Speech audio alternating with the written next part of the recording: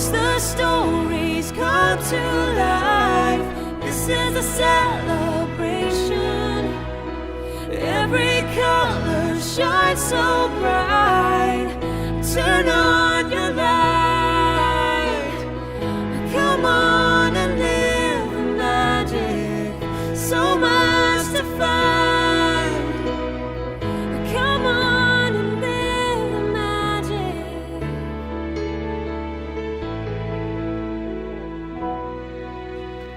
Hi everyone, and welcome to episode 3 of Live the Magic. In this show, we look deeper into many of Disney Parks' current attractions and shows.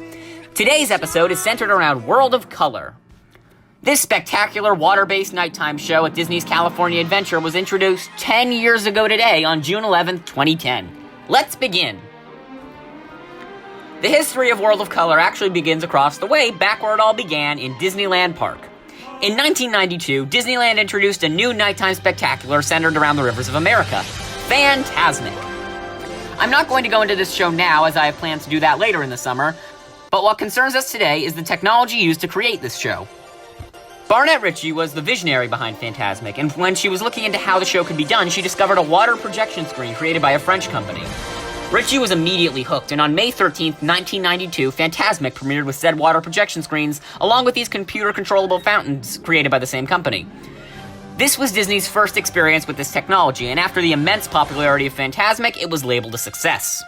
Fast forward a bit to 1998, when construction broke on Disney's Disney's California Adventure. While the original version of the park is almost unrecognizable to the park today, one of the things that has stuck around is this area, Paradise Pier. Even though this has gone through many changes and a misguided retheming over the years, this area has stayed mostly structurally intact since 2001, aside from the construction of Midway Mania in 2008, and the removal of the Maliboomer in 2010. DCA opened on February 8th, 2001, to less than stellar reviews. I won't go super deep into why, as that is the topic for the next episode, but what it boiled down to was these 3 points. There were no rides for kids, there was an abundance of off-the-shelf carnival rides, and overall the park was just lacking the unique Disney identity. Another problem was the lack of nighttime entertainment at the park. So after a frantic scramble to find a piece of entertainment people loved, but one that Disney wouldn't have to sink a lot of money into, Disney's Electrical Parade, a rebrand of the Main Street Electrical Parade because DCA doesn't have a Main Street, premiered on July 3rd, 2001. While the return of a fan-favorite parade did attract some longtime fans, overall many people were still incredibly disappointed by the lack of a nighttime spectacular on the same caliber of Disneyland Park's Fantasmic or fireworks.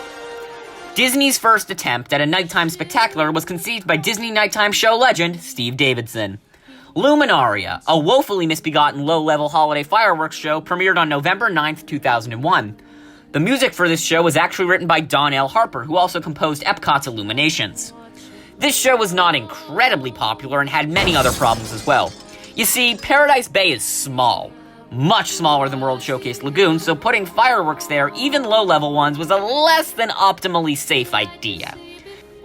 This resulted in a fireworks show with very few fireworks and a mess of other problems. Luminaria's main song, titled Shine, is actually still used by Disney today in the Sleeping Beauty Castle Wintertime Enchantment Lighting Show. Let it shine bright, sparkle like the sun.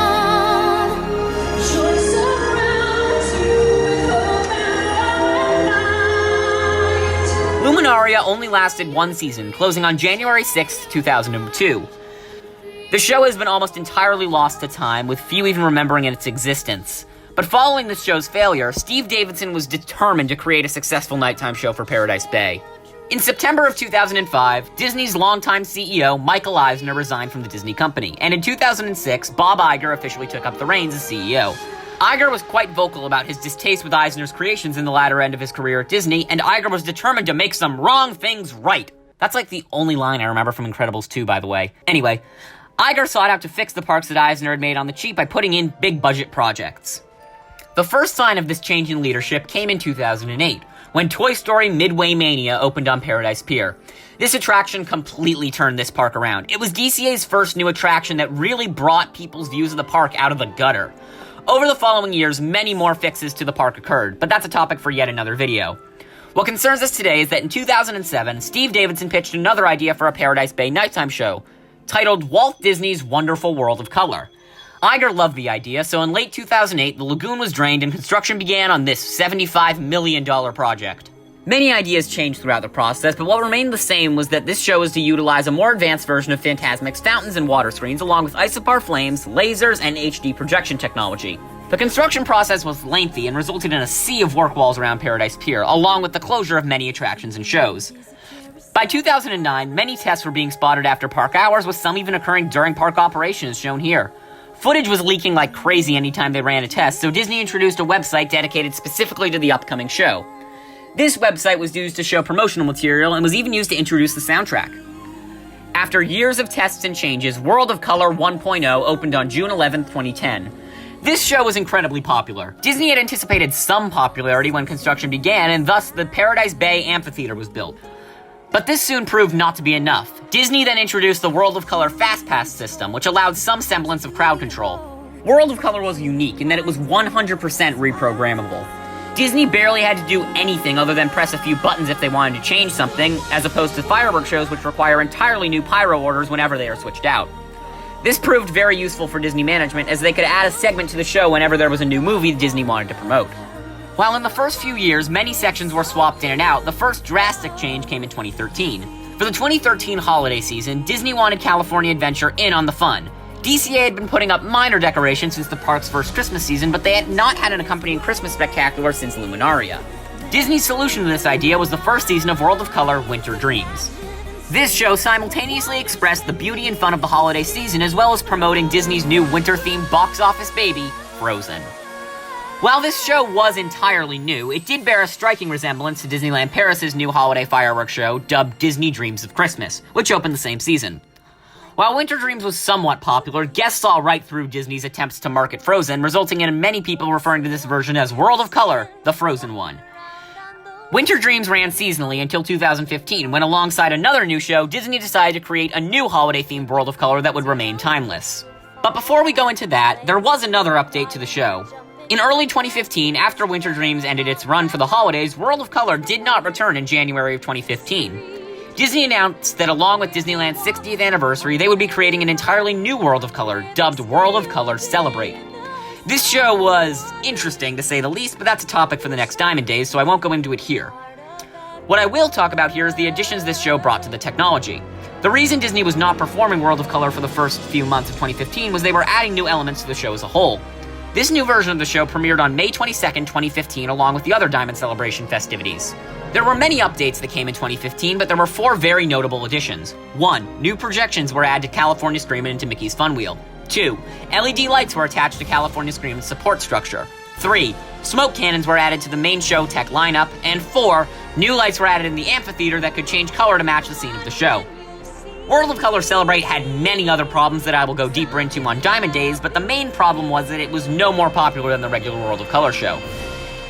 It was no less popular either, but it didn't add the boost in attendance to the 5-year running show that Disney was hoping for.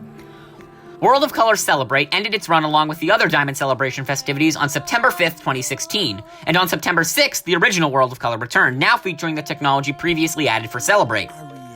The original was only back for a short time, as in November, the new World of Color Season of Light holiday show was introduced. This show was the successor to Winter Dreams, as it had little to no Frozen in it, as Frozen Fever had ended by 2016, and also utilized all the existing technology by this point. Season of Light was an instant hit, and the popularity spike they had hoped for since the first update finally hit. Season of Light ran for the 2016 holiday season, and then the regular World of Color returned in January of 2017, with an added twist. In 2017, Disney began the Lunar New Year celebration at Disney's California Adventure, a sort of palate cleanser for the Festival of the Holidays. One thing this event introduced was the new Hurry Home World of Color pre-show. This also became the first regularly scheduled version of World of Color that featured fireworks. Disney had added fireworks to the show in the past for special events, but never for a long-running event. When the Lunar New Year celebration ended, World of Color went back to normal, featuring all the added technology from years past, minus the fireworks from Hurry Home. At the 2017 D23 Expo Parks and Resorts panel, Bob Chapek announced the new Pixar Pier retheming of Paradise Pier. My opinions of this change notwithstanding, many were skeptical about this expansion. To allow the construction of this new retheming, World of Color went on what was supposed to be a brief hiatus in April of 2018, but as we learned from SpectroMagic, that could mean almost anything. While the show was gone, Disney brought back the immensely popular Paint the Night electrical parade to supplement this new lack of nighttime entertainment. In November of 2018, Paint the Night ended its run, but to many people's surprise, World of Color did not return, as allegedly when Disney was doing work on the fountains, the platforms holding all the technology were accidentally submerged in the bay, resulting in the loss of all the work, and possibly even flooding the control center, resulting in the loss of the show's computer backups. World of Color did not return until June 11th, 2019, on the 9th anniversary of its premiere. This return to form was stunning, as Disney used the extended downtime to update a lot of the old technology from 2010, upgrading the projectors as well as many other show elements during this time. The most recent change to World of Color came when Disney moved the Halloween party out of Disneyland Park and into DCA. The reason for this came from Disney's fears of overcrowding. Fears of overcrowding at Star Wars. Oh god. Oh, I'm sorry, I can get through this. The event was moved due to Disney's fears of overcrowding at Star Wars Galaxy's Edge. Disney's California Adventures Oogie Boogie Bash started in September of 2019 and ran until October 31st. With this event came the popular Frightfully Fun Parade alongside a new World of Color show, World of Color Villainous.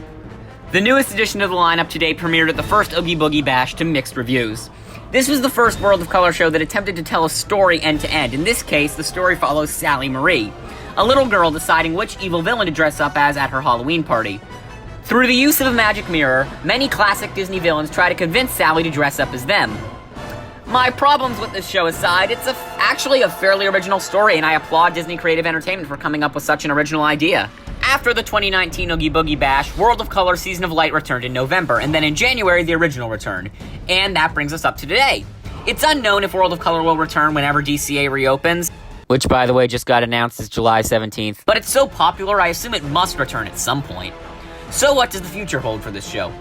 Well, we don't know, but rumor has it it's getting cloned at Walt Disney Studios Paris along with other big expansions, set to be completed in 2025. Now on to the design section. If I had to rank all the Paradise Bay shows, they would go like this. F tier, nothing. All these shows are better than that. D tier, Villainous. I don't like this show. It doesn't give off the vibe that it was done by Disney, but for what it is, it's fairly well done. C tier, Winter Dreams. Meh, it's okay, not as good as Season of Light. Also Celebrate, for the same reason. B tier, Luminaria. Cool concept, bad execution. A tier, The Original. A fantastic show that I love wholeheartedly, but not as good, in my opinion, as the S tier, Season of Light. This is my all-time favorite World of Color. It uses every piece of technology in and around the lagoon, and it just gives off this energy that makes me feel so electrified. Anyway, now back to the original. I don't have a ton to say about the design because I don't want to go section by section because that would take hours, but I will say this. This is one of the most beautiful nighttime shows ever made. Definitely up there with Happily Ever After, Illuminations, and Celebrate Tokyo Disneyland. You can really tell just how much effort they put into this thing. It's clear this could have only come from the beginning of the Iger era, before Bob Chapek came in and ruined everything. In this lagoon sit 1,200 plus fountains and dozens of flamethrowers, able to shoot up to 200 feet. And that feeds into my next section, what it all means. World of Color is a perfect representation of how Bob Iger and Tom Staggs turned this park around. This show came from the same master plan as Buena Vista Street and Cars Land, and it really shows. This is before the drastic budget cuts came from the Chapek years, and it's very obvious. They really spared no expense creating this show and the entire revitalized park as a whole. There is a lot more to say here, but this video is getting really long, so I think I should just move on to the conclusion. I was lucky enough to see this show in its first week of operation, as my family did a trip to Disneyland in June of 2010. I don't remember the exact day I saw the show, but I do remember my opinions on it. I hated it. Now, before the comment section gets up in arms, I should say that I have come around to really liking this show. But the first time I saw this show, I had really bad seats and I was also sick, so I didn't have a great sense of what the show meant. The first time I had a truly wonderful experience at World of Color was in 2017. I had seen the original a few times and had dragged my mom to see Celebrate once, only to be very disappointed. But this time was different. Somehow we ended up with fast passes to Season of Light, despite the fact that we had no interest in seeing it.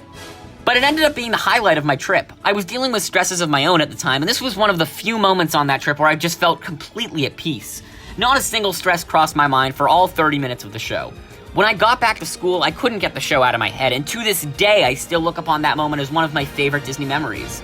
I haven't seen the original World of Color in person since 2012, but I really want to see it next time I'm there. I feel like I've just never given it a fair shot, and I feel like it really deserves one. It's a really good show that I'm happy has stuck around for these 10 years, and hopefully for many more.